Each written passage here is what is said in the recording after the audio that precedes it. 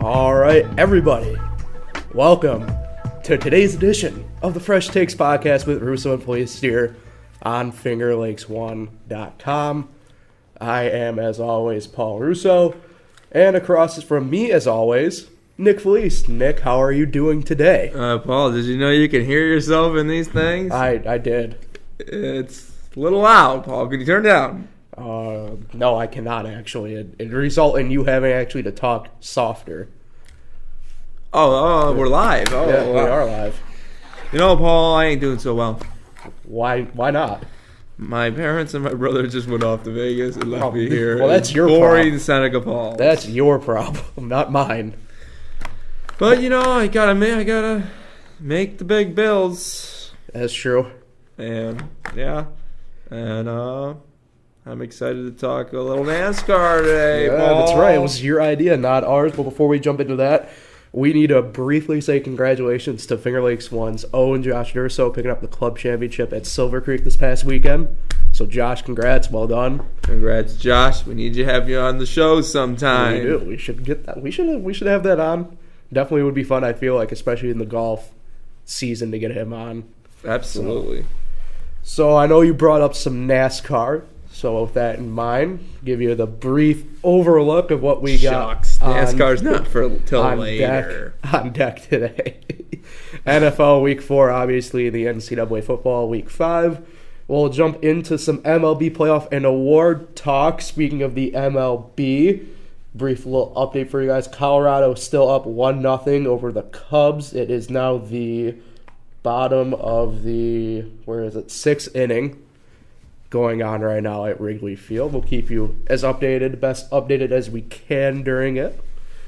Obviously, Nick brought it up. NASCAR playoffs had the first cut race this past weekend. Nick, you all right there? Oh, yeah, I'm fine.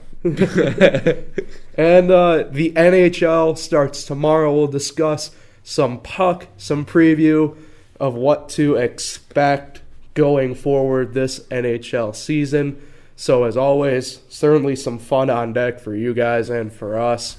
So, with that in mind, we'll hop right in then to the first topic being Week 4 of the NFL. I hope you guys like what I did there because Patrick Mahomes Hall of Fame wins another big game, did some big things last night against Denver. The Bills struggled. It was pretty obvious, unfortunately.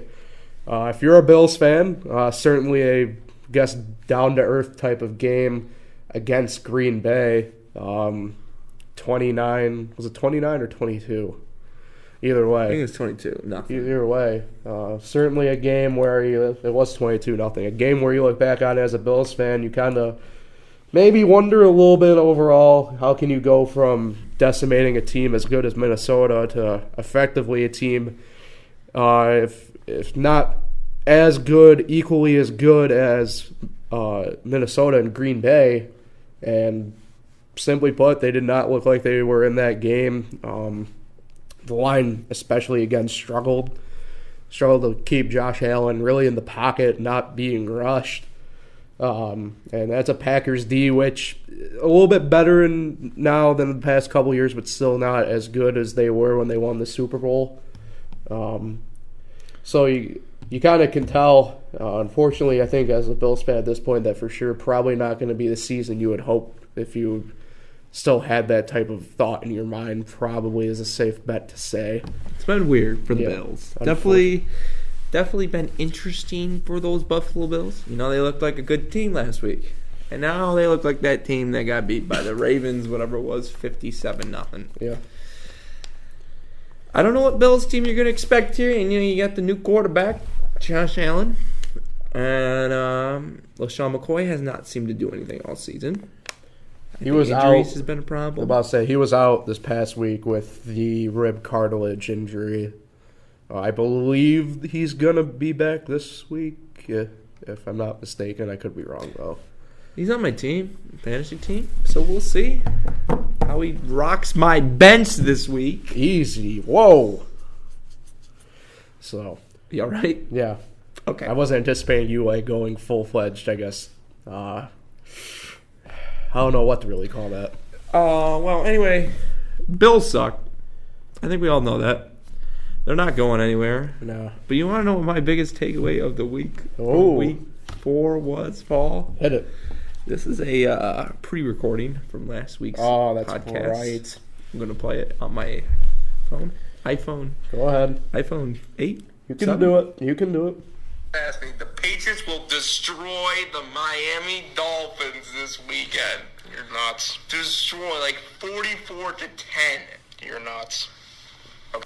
Paul, I believe that in that video, that 11-second video, I believe we heard you say, "You're nuts," twice. I still think you are nuts. When the Patriots did destroy the Miami Dolphins, it wasn't 44-10, but what was it? 38-7? It was. Let me check the score here. It was. Where did it go? I had it up just now. You find it while I'm struggling. You find it while I play this. The Patriots will destroy the Miami Dolphins. 38-7. 38-7. Destroy, like 44-10. You're nuts. 38-7. They won. All right, we get it. 38-7, and you said I'm nuts. I'm nuts. You're nuts. I'm nuts. You're nuts. I knew that was coming. There's no way the Miami Dolphins were going to be 3 games ahead of the New England Patriots in some point of this regular season. And I think the Miami Dolphins could be looking at a big losing streak coming up here. Oh. Watch out, Dolphins. A fresh take, if you will. And the Patriots are playing the Colts this weekend. That's another dub. Bills, L. Jets, L. Wow. Dolphins, the only real threat here. And I think the Patriots are just going to run away with the division once again. Because of that division, they're going to pad up their wins. They're going to be a top 2 seed, get a bye. And they're going to play probably the Titans in the next round. That's divisional round. They're going to be facing in the AFC Championship game once again, like we always see. And they'll probably win or lose that game, and then win or lose the Super Bowl. Interesting. So we'll stick with the New York theme here. Former New York theme. Speaking of the Patriots, your Giants struggled, to say the least, a little bit against the Saints. In addition, the Jets. It was not a good football week for New York football fans, to say the least. Jets certainly did not look like they were going to be in that game at all. Giants hung around for a little bit. They were lingering through halftime against the Saints and kind of fell off a little bit in the second half. Kamara showed up. Kamara did show up. Eli. Kamara. Either way, tomato. Eli looked. He looked pretty good there, especially through the first half. I think he only threw like 1 incompletion. I think it was in the first half, but not a ton of super yardage plays. I think he was sub 100 yard wise in the first half. The Giants looked sluggish offensively. So you get the sense of, at this point, we're technically a quarter of the way through the season, so you get an idea of really what you got at this point and what you don't got at this point. And it may not be the best year for New York football fans, wouldn't you say? At least from the pro side. From the pro side, anyway. The pro side of football. Yeah. I don't really know what to think of them. Yeah, I think by week 8 I'll know. That's halfway. I'd hope you know what you got by halfway through the year. I mean, the Jets are just not going to be very good. Mm-hmm. The Giants got names, but just not on the offensive line. And that is going to really hurt Eli. I mean, Eli, he needs to prove something this year. And not having a great offensive line is not going to help his case. I mean, he's got all these weapons. Barkley, Beckham, Shepard. I don't know, How long's Ingram out for? I think he's coming back soon. But they need him back. It's just it really all comes down to offensive line. And, Pat Shurmur, you can't really name who was on the Minnesota Vikings offensive line last year to make Case Keenum a good quarterback, get that team to the NFC Championship game. and then 1 game off from hosting the Super Bowl. But I think if they can figure out something with the offensive line next year, I don't think this year's it. The offensive line's not ready. If they can add a couple Alabama offensive lines, that is usually a pretty good pick. I think it could help it out because that's really what they need. I think to load up the offensive line. The positive for that then this year is the fact that this is not a superstar type player draft. It's guys that, in the trench type guys, whether it's a lineman, offensively or defensively, and tight ends. Not a ton of skill.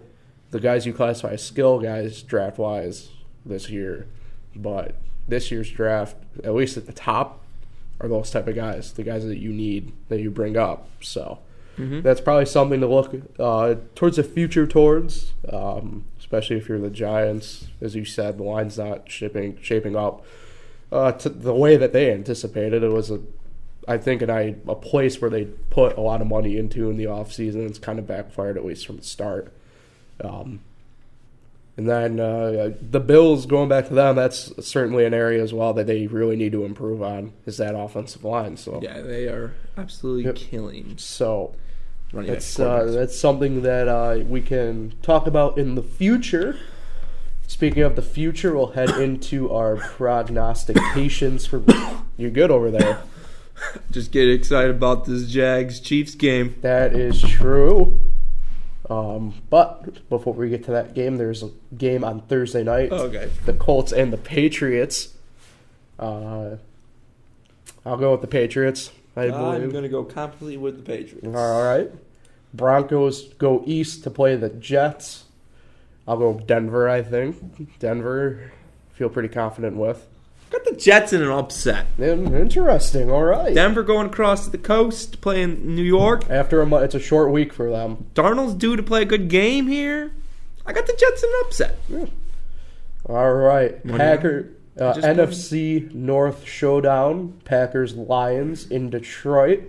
I'll go Packers. I'll go Packers, but the Lions will be tied with them. And Aaron Rodgers is going to throw up another Hail Mary and ruin it for the Lions. The Lions are going to lose some way. Heartbreak.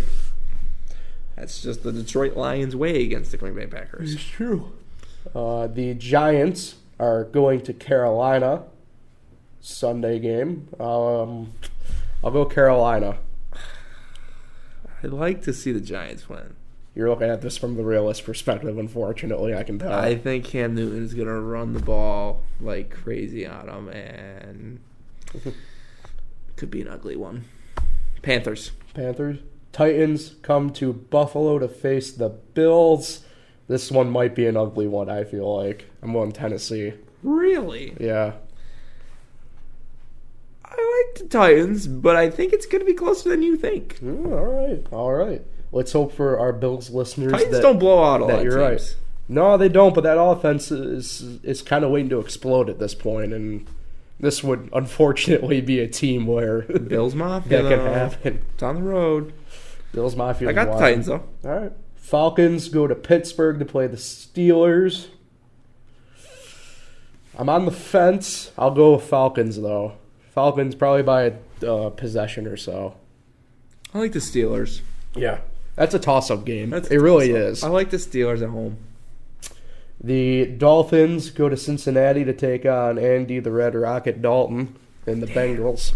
This is a toss-up game, too, I think. See, you talk about how you know about how Miami is, but I saw on First Take today before going into work, Stephen A. put the Bengals in his top 5 teams in the NFL right now. Well, that is crazy talk. And as I sit there, I'm thinking, like, you already know what this Bengals team is. It's the Bengals. Like, how can you put them in the top 5? What's their record? They are 3-1. They are. Let me check quickly. And it doesn't show on the website I'm on, of course. I think they're 3-1. I think so. That'd be a safe. Because they started 2-0 and they won last week. Yeah. So they're at least 3-1. I'm gonna go Dolphins. I'm gonna go Dolphins. It's a tough one. But I'm gonna go with the home team, just like the Steelers. I'm going Bengals. Both teams are 3-1 on the year, by the way. Dolphins 3-1. So Bengals. That's probably another bit of a toss-up game. So, the Ravens go to Cleveland to face Baker Mayfield and the Browns. We didn't talk about Baker. Had a pretty decent game for a first start on the road. A couple touchdowns and a couple picks. Yep. A couple questionable calls for sure. In that game where you felt like the Browns probably, if they get that first down, they probably seal the game, essentially. And your brother said this, Pat. Mm-hmm. He said, I agreed. I think there was a chance the Browns could have tied another one right there. So, this is another, I feel like, an on-the-fence type game. I feel like the Ravens, though, are a bit too overpowering. I could see a situation, though, where it could go Browns' way, but I'm thinking Ravens. Probably Ravens by a couple scores would be. Browns are just like the Lions. They're cursed. They won't win games. Now, the matchup, really probably the NFL matchup of the week. It's a 1 o'clock game on Sunday. Jacksonville Chiefs. You brought it up right before. 1 o'clock. It's a 1 o'clock game. It is pretty disappointing to think about. You know, they couldn't move that game. Patrick Hall of Fame. I mean, it's hard. He's riding. Where's the game? It's at Arrowhead in Kansas City. But that Jacksonville team is really. You're talking about a team that's looking like the best team in the NFL right now, and that's them. Who you picking? I'm going Jacksonville. Give me Duval. That's what I feel like losing Fournette, though, is going to hurt him a little bit, though, because Fournette's going to be out for sure, probably 2 weeks at least. So, but I'm gonna go with the Jags. That defense is probably the best I've seen in a long time. Why? Wario, is that you? Every time I say this, why, Paul? You've lost. Yeah, that's a good point. And I'm saying it right now. Why are you picking the Jaguars in Arrowhead? Pat Mahomes is going to show up this game and beat old little pissy boy Blake Bortles. Blake Bortles is not going to win this game. Oh. The Chiefs are going to absolutely blow out the Jaguars. Okay, I need to calm down. They're not going to blow them out, but the Kansas City Chiefs are going to win this game by a couple touchdowns. All right. The first of the 4 o'clock games, the Raiders take a trip south to L.A. to face the Chargers. I'm going to go with the Chargers in that game. I think I'm going to take a nap during that game. Probably. I'm going to do. Probably a safe bet. Although you'd miss every afternoon game after that.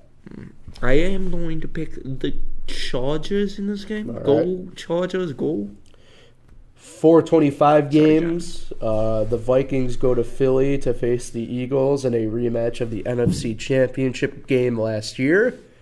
The Vikings are a 3-point dog going into this game, and I kind of like that, so I'll take the Vikings. I agree with you, Paul. The Vikings need to win this game. They do. That they do. The Eagles don't need to win shit. Yeah. I'd prefer if they lost the rest of the way. The Rams go to the 12th man, Seattle, 4:25 game. Oh, they're going to Texas A&M? Yeah, no, not the cool 12th man. This game, I'm telling you what, I'll go with what many would classify as the upset. I'm going to go with Seattle. Going with Seattle, too. They're going to win this game for Earl Thomas. And that's probably the last person. Well, coaching-wise, it's the last person. Player-wise, probably the first person. You got it. The Cardinals go to San Fran to face the 49ers. If Garoppolo was playing this game, I'd probably for sure go 49ers. I'm just slightly tempted not to. With that in mind, give me the Cardinals. Oh, Paul. I will hop on board that train that will probably crash. Oh, Paul. I need to add in a why. Benford looked good. He looked good against the whoever he played last week. The Chargers. The Chargers. I think you're underestimating how terrible the Arizona Cardinals are. I think you're. They're on the road. I think you're overestimating. Don't give me they played a good game against Seattle. The game was at Arizona last week, and the Niners are going to win this game by a couple scores. Sunday Night Football on NBC. It's a battle of 4. Texas. The Cowboys go to Houston. Give me Deshaun and D-Hop, and I'd probably say a pretty big blowout. Give me Schwab and Arian Foster. Blowout as well. All right. Monday Night Football. My beloved Washington Redskins are back after the bye week. They go to the Superdome to face the Saints. Drew Brees on the cusp of history. This is your team. Drew Brees is on the cusp of history. The Redskins are coming off a bye. So with that in mind, give me the Saints. I like the Saints. Who doesn't? In a blowout. I don't know about blowout, but I think it'll be a game where where it's always in their hand. Kamara's going to score 4 touchdowns this week. Michael Thomas is going to score 7 touchdowns by the end of the season. Okay. So we'll hand the ball off to the NCAA now. The NCAA Week 5. Fortunately for us Cuse fans, was not the greatest week in the world. But they played really good ball overall against Clemson. You got Notre Dame on the bottom line now. Well, it was a big win for them. I think that's something we have to take notice of, especially for the fact that they finally seem to have found a quarterback they will be able to depend on moving forward. Sorry to interrupt. No, you're fine. But yeah, I mean, we'll start with your Notre Dame Fighting Irish, because that was a really big win against a Stanford team who, although it appears as though they are a struggling team this year, struggled against Oregon, definitely, lost against Notre Dame, obviously. Both games on the road, but a team that many of us thought was probably going to be looking a bit better than they have been. But, Notre Dame, like I said, they found quarterback Ian Book, 24 for 33, 278 yards, 4 touchdowns. He looked really good, I thought, for the most part. You're the Notre Dame fan. I know the quarterback situation, especially the past couple years, has certainly been something that you, from the outside anyway, you point to and be like, if they can't figure it out, they're not going to be able to put themselves over the edge. And it looks like they've been able to find that quarterback they can depend on. The key with him, book it, is if he can run the ball as well. If he can run the ball as well, the kid's already got a cannon. Yeah. If he can run the ball as well, this kid's a weapon. He had 15 rushes for 47 yards, so not terrible, but like you said, a spot for improvement. And the thing with Notre Dame, they got a very, very, very favorable schedule down the rest of the stretch of the season. For the most part, I think it was someone on Twitter. I think it was somebody through Bleacher Report or SB Nation or something, said that if you look at the only test left for them is probably honestly going to be Syracuse. And that's only because of the way Syracuse plays football, the fast-paced and that type of deal. So, and it's neutral. And the way Syracuse has been playing football, even against Clemson, you look at it, it's a tough brand of football to compete against. So, that game's going to have probably a bigger emphasis on it now than it probably did for either team, really. It's a game at a point in the season where both teams could go in with favorable records. Could have Notre Dame, for instance, be undefeated going into that point. You can't. It's a week 11 matchup, I think. Week 11 matchup. So you look at it, and Notre Dame's already had one? No, they haven't had a bye yet. It's week 8.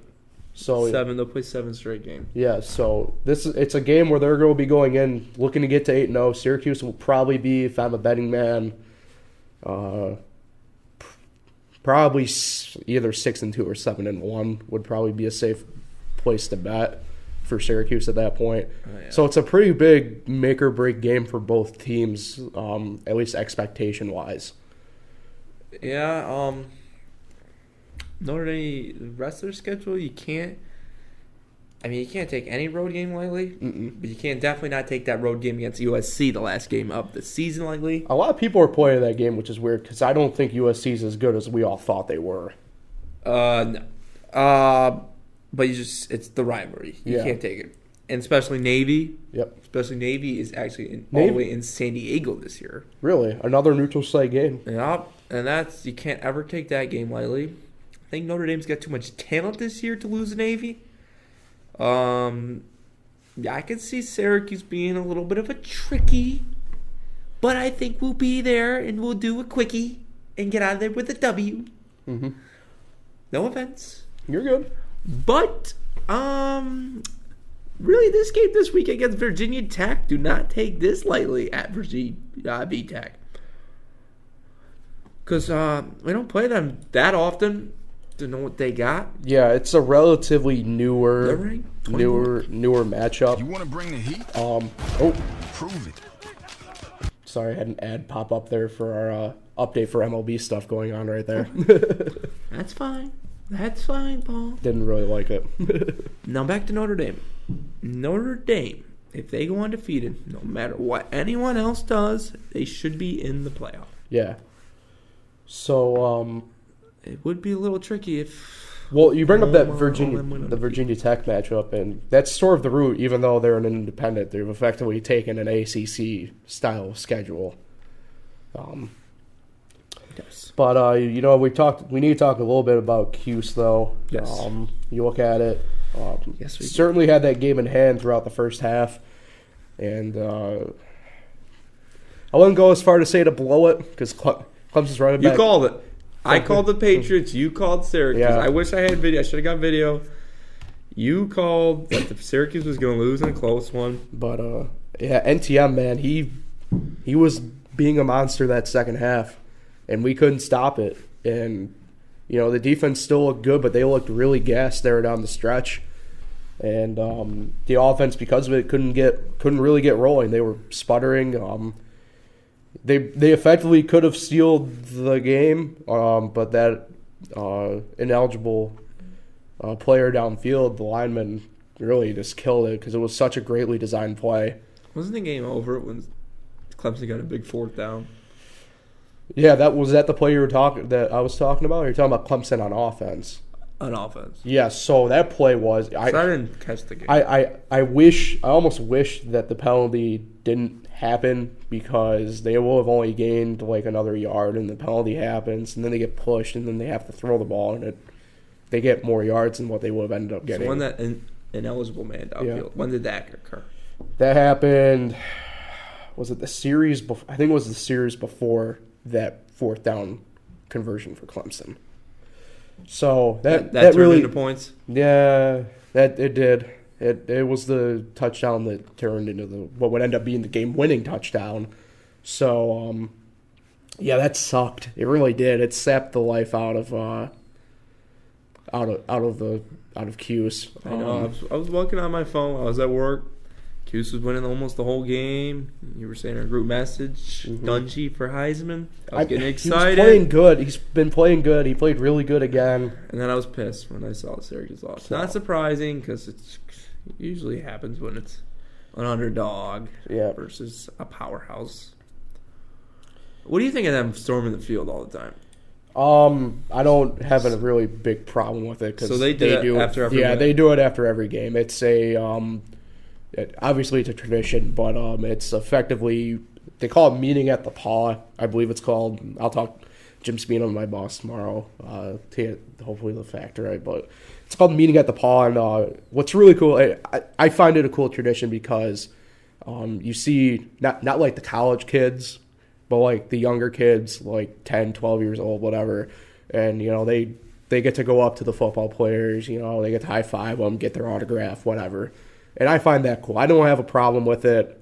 I understand seeing where people had a problem with it, given the fact that we stormed the field on them last year. Because I could see a lot of Syracuse fans who don't know Clemson. No, I know. I know a lot. I know a lot of people who did get upset about it because they thought, "Oh, wow, why did they just?" Well, they saw it as, "Oh, here's supposedly the second best at least team in the country, and they don't look at like where Syracuse is right on the cusp of getting into the top 25. So all they see though is it's an unranked team who took you to the final minute essentially. Moved up in the one poll. I see they're 28th in both polls now. Yeah. So it says a lot though about how they're playing and where other people see them. But yeah, I kind of wish people, and it's one of those things where if you only focus really on one team, you wouldn't know. But yeah, I mean, I remember Clemson did week 1 against or week 2 against Furman, which is an FCS school, and you don't see people really uproar about that. But it happened. What happened was it was on a national stage. It was the ABC noon game, and people saw it as what was then number 3 ranked in the country stormed the field on an unranked team. So, but I don't have a problem with it. I don't. I mean, you did.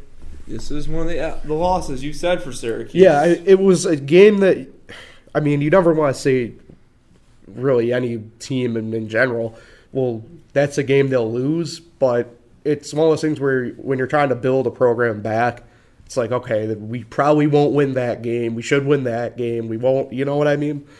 So it happened. I mean, you kind of expected it, but I said to you and I said to Jim Sacropi in the elevator coming up, it's the first time I've actually really felt disappointment in the football team at Syracuse, which in our lifetime, it's a relatively new feeling, at least for us in our lifetime. So, great. And then just briefly looking at other games throughout college the past week, nothing to really jump out and grab your attention in a big way, really other than maybe Florida beating Mississippi State. Other than that, it was kind of really, I guess, a par for the course type week. Ohio State, big win against Penn State, though. I thought Penn State would win that game, and they didn't. So typical. Yeah. Ohio State win. Week ahead, Syracuse heads to Pitt for a 12:20 game on Saturday. That was one of the wins you got for? Yeah, What's the other loss you had first? Well, was it Notre Dame? It's not Notre Dame. I was kind of leaning towards potentially NC State. NC State's coming on relatively strong, but I think that's a game they should win still.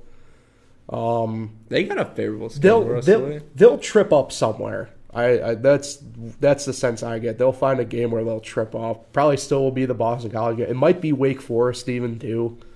But I mean, the rest of the way, you're right. They got a relatively favorable schedule after Pitt. I think it's their one bye week, and then they play UNC, and then NC State. Didn't it used to be 2 bye weeks? Yeah. Usually most of them reserve at least one for the end of the year, so they have the extra week before either conference championship game or bowl game. So that's usually what it's for. And then usually, I know a lot of people will take a bye. Usually, some of the bigger programs take one like week 2 or 3, kind of to assess where they're at to start the year. But I know game day will be at Jerry World for the Red River rivalry, Texas and Oklahoma. So I guess that would probably be nationally the quote-unquote game of the week, because other than that, not really a I see Notre Dame, Virginia Tech hyped up. Yeah, that's an 8 o'clock game. I don't know. Is that one on NBC or is that an ESPN family game? ABC. ABC game. So really only 2 games really, I guess, jump out at you then. Yeah, that's really really the only 2 looking at the schedule that really jump at you are Notre Dame and Virginia Tech. Is the Oklahoma game late? That game, I have to imagine. Yeah, no, it's a noon game. Oh, wow. Noon game for that, and then, LSU and Florida play. That's a 3:30 game. So that'll CBS. Yeah, that will be CBS because of that SEC contract with them. So some big games coming up. If you look at it from a national perspective, a lot of the bigger teams don't have a huge challenge ahead. Alabama plays Arkansas. Clemson plays Wake Forest. Other than that, not not a extremely challenging week. Ohio State plays Indiana. So, yeah, I mean, it's really what you got for NCAA this week. So we'll move ourselves along then to the next topic we got going on. And that is what is going on right now, actually, October baseball. What's the score? Let me take a quick look because that ad popped up, so I had to dump the one website. End of the 7th inning, the Rockies are still up 1-0 over the Cubs. Really? Yep. Kyle Freeland is dealing. Kyle Freeland is actually out of the game. I know that. I believe Ottavino was in the game for the Rockies. That'll probably change. Yeah. Tomorrow, the AL wildcard game happens. A's visit the Yankees. I know Severino's throwing for New York. I'm kind of on the fence about that. I figured they go with J.A. Happ, given the fact that he's dominated the A's this year. Yeah. I can't remember. Said that last podcast. I saw who the A's are throwing. I can't remember off the top of my head his name, though. I got the update today about that. I got it right here. All right. While you get that up, I'll move on a little bit here. The division series, game 1 features technically game 1 for the division series is the NL matchup. The Brewers are hosting the winner of tonight's game. The Brewers have home field throughout the playoffs in the National League, with getting the best record after yesterday beating the Cubs in the game 163. First time that's ever happened where we've had two game 163s happen. So really, yep. So Nick, did you get that up yet for the pitcher? Liam Hendricks. Interesting. So that's never heard of him. I've heard of him slightly, but not much. I figured they'd go with Anderson, but apparently not. How the hell did the A's win 97 games? Baseball's crazy. A lot of people are calling this team Moneyball 2.0. I think so. Definitely. But this team doesn't give you that Moneyball vibe from it. At least from a posture standpoint. But if it is Moneyball 2.0, how did that movie end, though? No, you're right. They lost in 5 games in the ALDS to the Twins that year. So yeah. But looking ahead, excuse me, I'm struggling a little bit with a cold. You're good. The sudden change of temperature has not been nice to me. But yeah, so fight through the pain. I'm trying to. So you look at the playoffs. Like I said, winner of tonight plays Milwaukee on Thursday. Braves go to the Dodgers for the night game. And then on Friday, the Indians go to Houston. Game 2 of the NLDSs are going on that day as well. And then winner of the A's and Yankees go to Boston, who has home field throughout the playoffs in the AL. I believe if they get to the World Series, they have home field there as well, because they had the best record in the MLB. So, Nick, we were slightly off in our predictions, at least from the NL side, and even the AL side with one team. But for the playoffs anyway, who do you see in the World Series, and who do you think's going to end up winning it?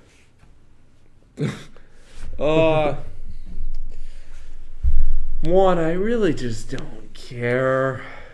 I like the Rockies, maybe the A's. The other 8, I just don't like.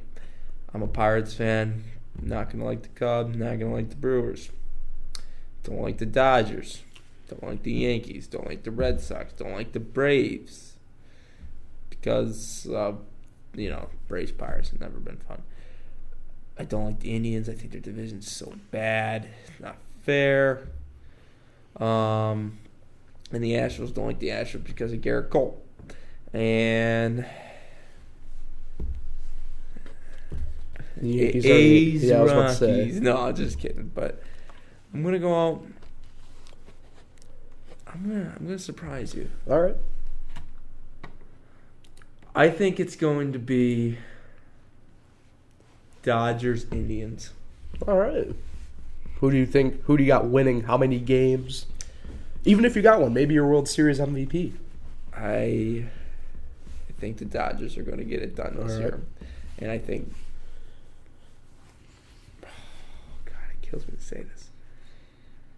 want to say Manny Machado. Yeah. But I'm going to go Yasiel Puig wins MVP. Wow, all right. God, I hate myself making that pick. But I think that's going to happen. I think the Indians, I think the Red Sox are going in this playoffs lightly. I think the Yankees could be playing the Indians in the ALCS, and the Dodgers could be playing the Cubs, depending if they win. So I'm going to go Homer, obviously, unfortunately, but I'm going to go with Yankees, and then I'm going to go with the Brewers in the World Series. I'm going to stick. I think that's what I even picked That's what you said. Picked back in April. I'm going to stick with 6 games the Yankees win it in. If I had to pick an MVP, I will have to probably go with... DD? No. I think Miguel Andujar, the rookie, will get World Series MVP. Not McCutcheon. No, unfortunately not. That's Not why I Neil go Walker. with... No. Big pieces, though. Big pieces. Oh, no. Obviously, there's another part of October baseball, though, and that's the awards side of it for the regular season. That'll get announced post-World Series, but given the time, we'll offer up our predictions for it, looking back on the year.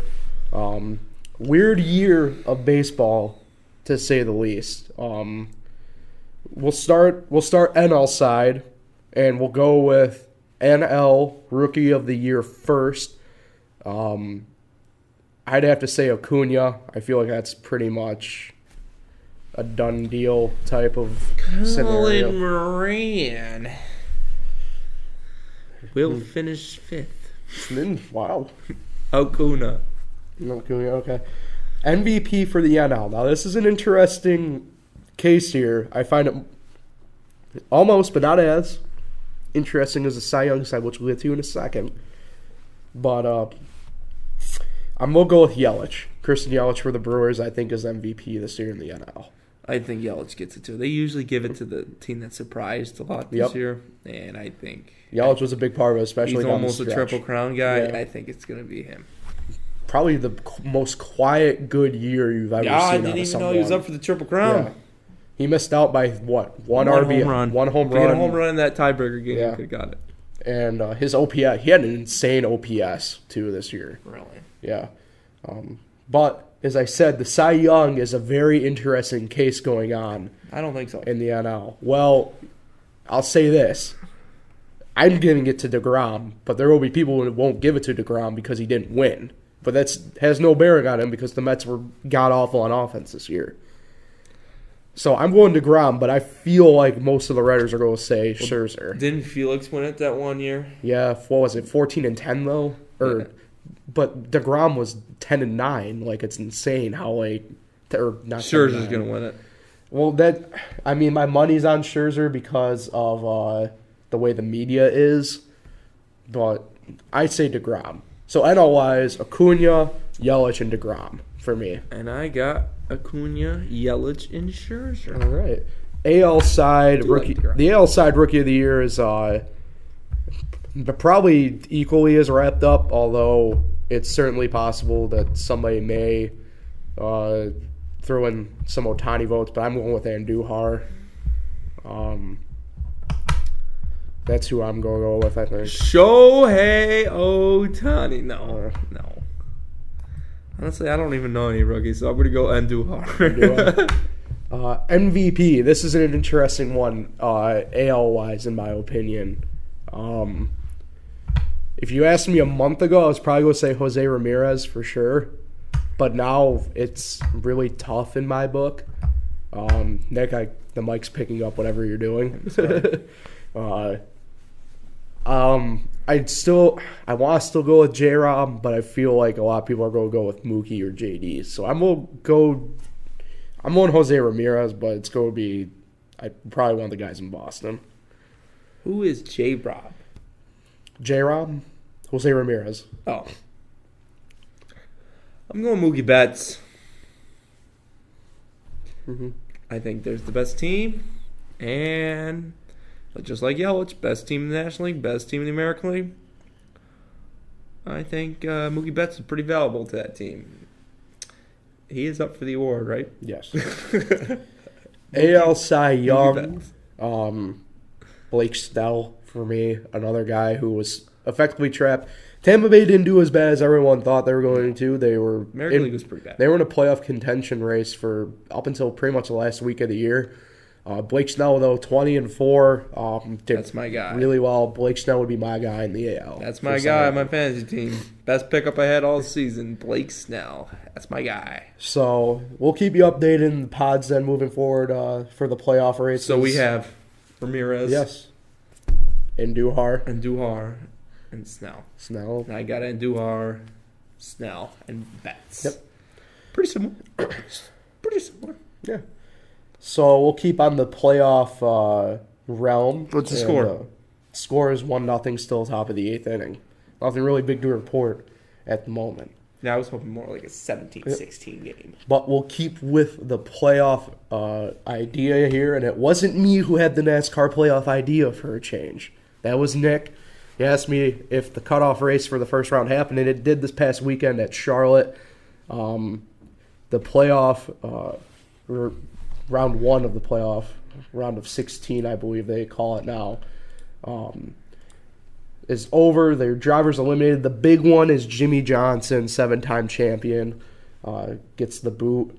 He was in a tie technically for what would be 11th in points with Eric Almirola and his teammate Alex Bowman.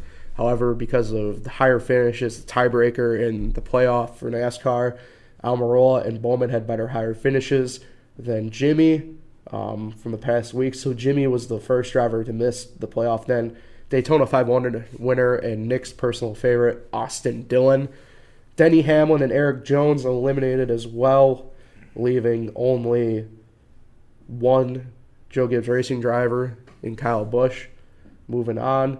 The cutoff race itself was at Charlotte Motor Speedway and their Roval combined road course and traditional oval track that they have, and it was a really great success. The race was really fun to watch.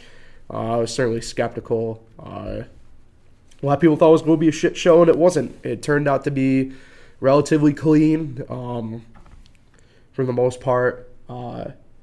So your drivers moving forward in the playoff: Kyle Busch, Kevin Harvick, Martin Truex Jr., Brad Keselowski, Clint Bowyer, Joey Logano, Kurt Busch, Ryan Blaney, who won the Roval, getting through a last corner wreck that featured Jimmy Johnson and Martin Truex Jr. Chase Elliott moves on. Kyle Larson moved on. Eric Almirola and Alex Bowman, as I said, already move on. Nick, I know you don't pay attention too much to NASCAR. But I am looking at the standings. That is true. So the next 3 races this round: Dover International, which is this weekend, which my dad and your Uncle Tom will be at. I went last year. It was really fun. Is this weekend? It is this weekend. Then next week they go to Talladega, the biggest wild card really at the playoffs still.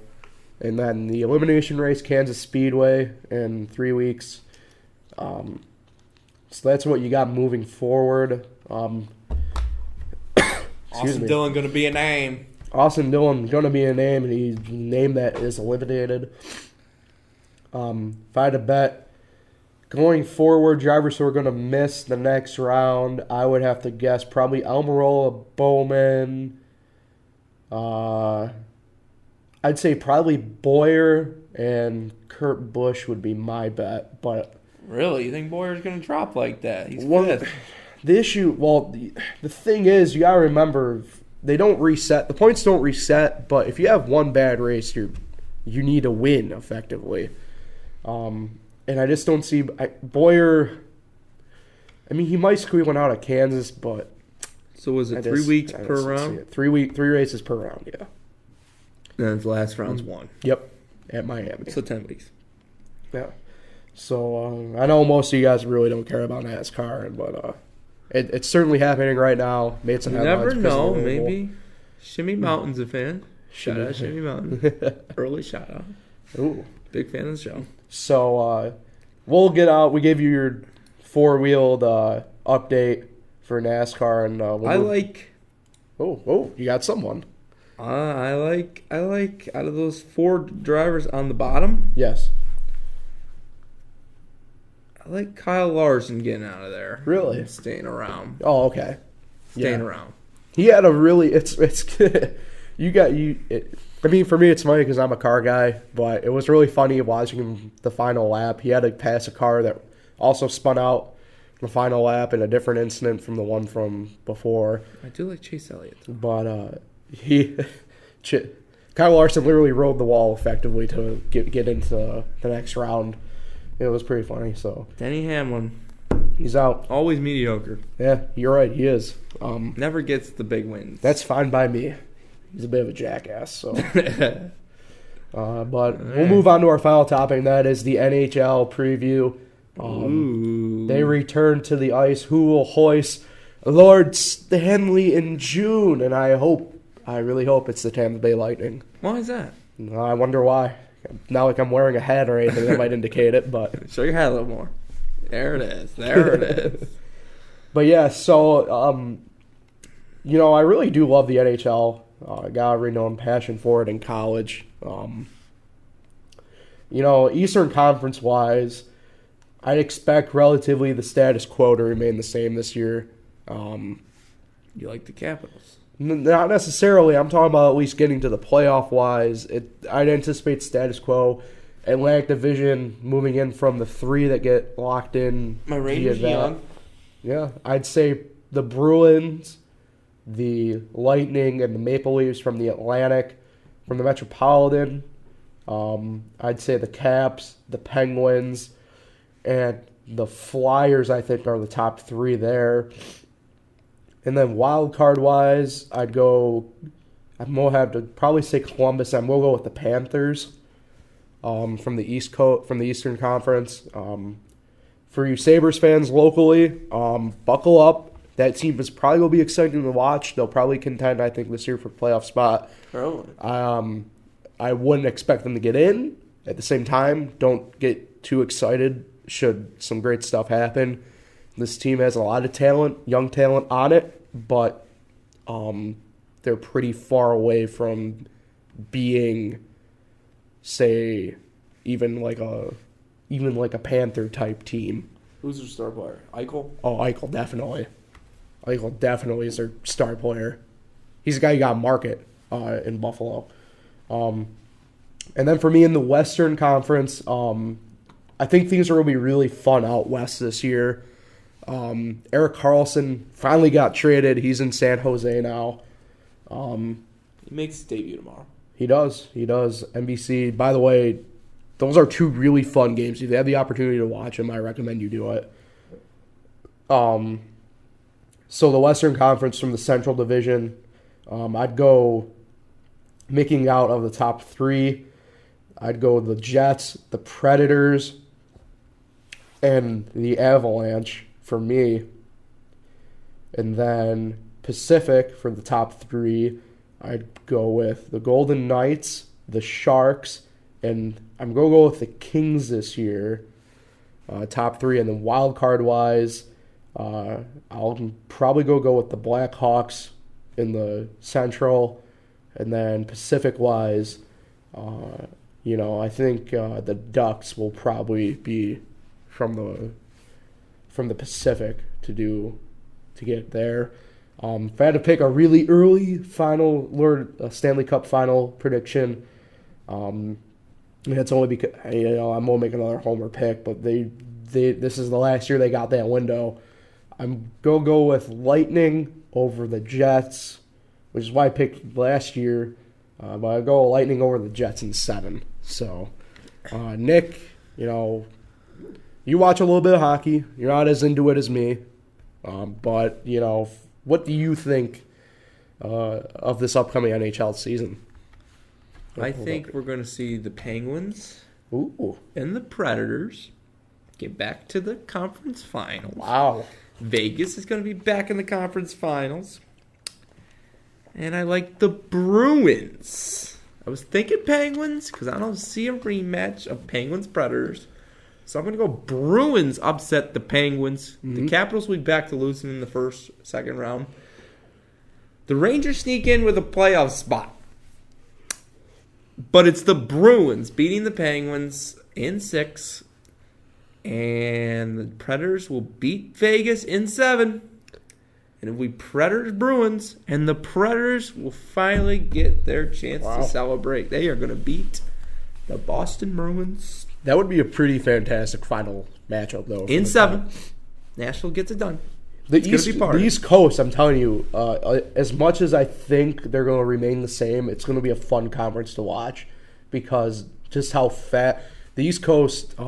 If you look at it, the West Coast, typically plays I guess a good way to put it would probably be a bit of like a freestyle-ish type deal, only because you aren't as used to seeing it. But they typically play a bit faster. It seems. You look at Vegas last year; they played a really fast brand of hockey. But the East Coast is kind of catching up to them like that. Like the Lightning run a fast brand of hockey. The Bruins are running like a little bit more of a physical, faster brand. They're a bit on the slower end of that scale. You said it about your Rangers. That team, for as young as they're going to be, I don't think they're going to find the success that they've had the past. Not this past year. Obviously, they won't get back to that, but it will be a fun brand of hockey to watch. You said they're young. They got a former Lightning player on there, Nemasenkov, who I like, and he's a really fun player to watch. And the reason I like the Predators here, my buddy Josh Langley, who was on the show, it's his last year in the Army down there in Tennessee, and he leaves in June. He's gonna see his Nashville Predators. He's gonna be at the parade. What a better time to leave the Army. Catch that then. With them winning the cup. So with that in mind, we will take ourselves out on that note then. Nick, I know you as always have a shout out at hand, so who is your shout out today? Who is my shout out today? Yeah. My shout out today? Yes. Anytime now. Destroy the Miami Dolphins this weekend. Apparently I am your shout out. Destroy like 44 to 10. You're not. Just remember that, Paul. But who's your shout out? You always have a shout out. My shout out this week is my father. All right, Mr. Felice. Happy Father's Day. That's not for literally 10 months. He needs one. I think I've shouted out the whole family now. 9 months even, yeah. You probably have. But I gotta really start thinking on these. Next time will be next Tuesday. We'll be back with you guys. So make sure you tune in then. Subscribe, go to the app, all the fun stuff. We'll catch you guys then. See you later. Headphones are still